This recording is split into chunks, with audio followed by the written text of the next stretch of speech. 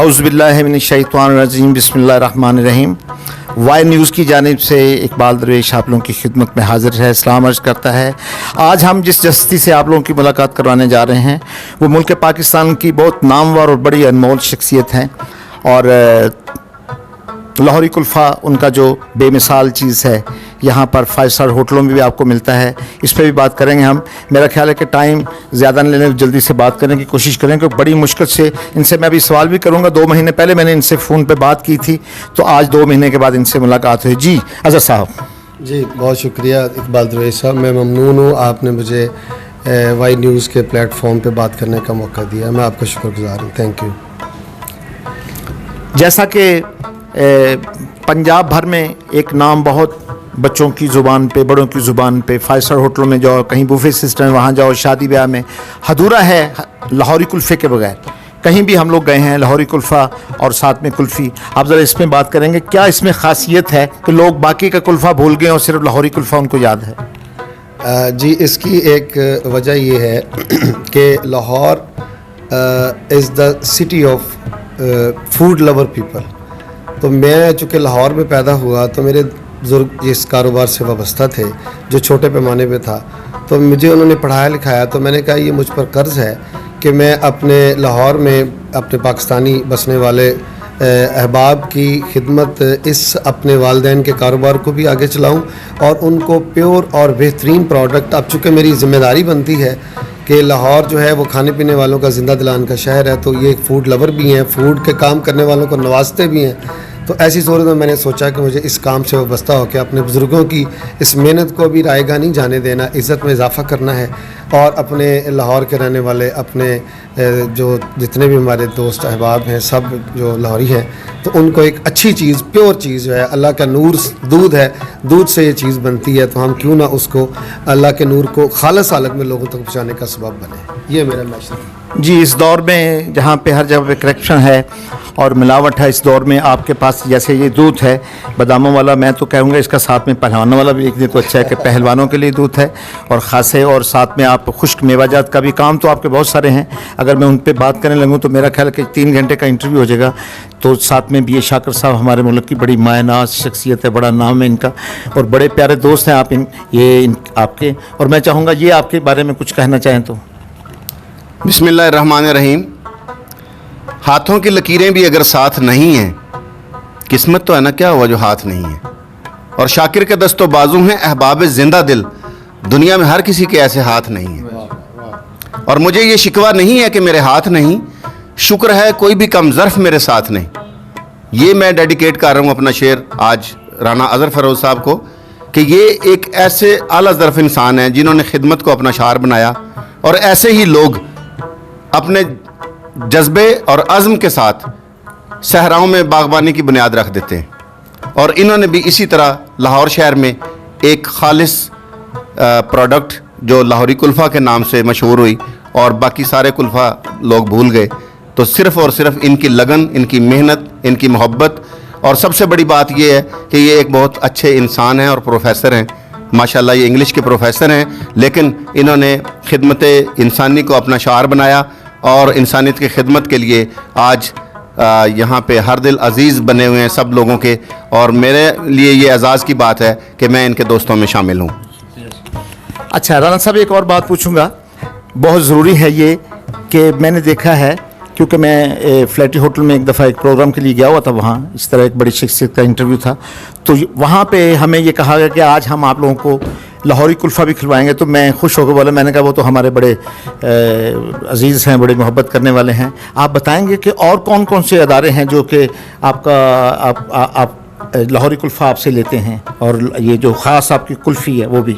Sir ये जो कुल्फ़ा जिसका ज़िक्र आप कर रहे हैं, जिसका नाम हमने लाहौरी कुल्फ़ा रखा ये एक हमारी 200-400-300 साल पुरानी रेसिपी है जो कि प्योर, कभी इसको मलाई की बर्फ़, कुतुबुल्लाह साहब ने अपनी किताब में जिक्र किया है कि मलाई की बर्फ़ जो वो बरगद के, वो पीपल के पत्ते पे डाल के लोग बेचते थे।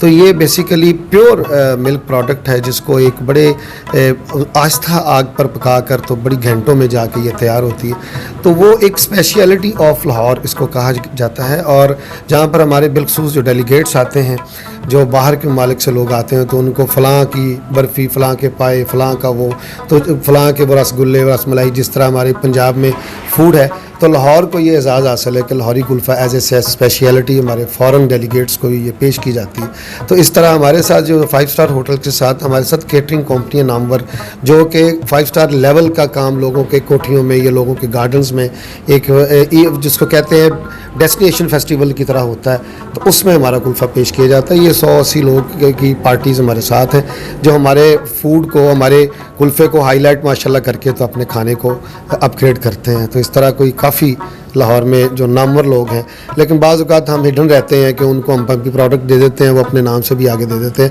पीछे उसके अगर लाहौर में अगर अच्छा इवेंट हो रहा है, उसमें अच्छी डेज़र्ट पेश की जा रही है, तो उसके पीछे अल्हम्दुलिल्लाह लाहौरी कुल्फ़ा ही होता है। अच्छा, एक बात और बताइएगा मुझे कि 2 महीने पहले एंड ऑफ जनवरी मेरी आपसे बात हुई थी, तो आपने मुझे कहा था जी मैं 1 हफ्ते में आपको बुलवा लूँगा। तो मैंने कहा जी इतना लंबा आप टाइम देते हैं, तो उसके बाद आपका फ़ोन बंद हो गया।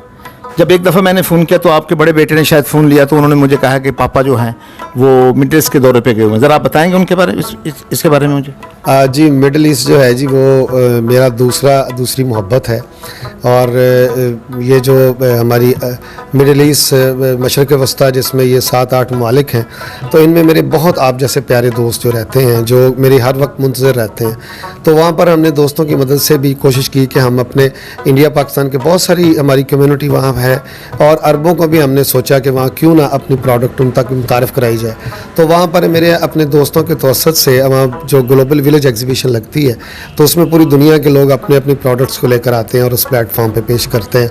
टर्किश होते हैं, और ये हमारे जितने भी फार ईस्ट के हैं और यूरोप कंट्रीज़, तो हमने भी अपना थोड़ा सा हिस्सा वहाँ डाला, और वहाँ पर ग्लोबल विलेज एग्जीबिशन में अपने दोस्तों की मदद से अपने प्रोडक्ट को हम वो पेश करने की कोशिश करते हैं। तो उसमें हम काफ़ी हद तक कामयाब। आप कुछ बात दबे लफ्ज़ों में कह रहे हैं, मैंने क्लिप देखा था कि आप वहाँ पे जो फेस्टिवल में आपका इंटरव्यू किया गया, और लोगों ने मुझे बताया भी, मैंने सुना भी ये कि बहुत जो फॉरेन कंट्री से वहाँ पे आइसक्रीम वगैरह आते, सबको भुला दिया था आपके कुल्फ़े ने। और एक बात और जो है वो ये करूँगा कि इससे पहले मेरी एक मुलाकात हुई थी जब आपने बी शाकिर साहब के नाम एक शाम की थी।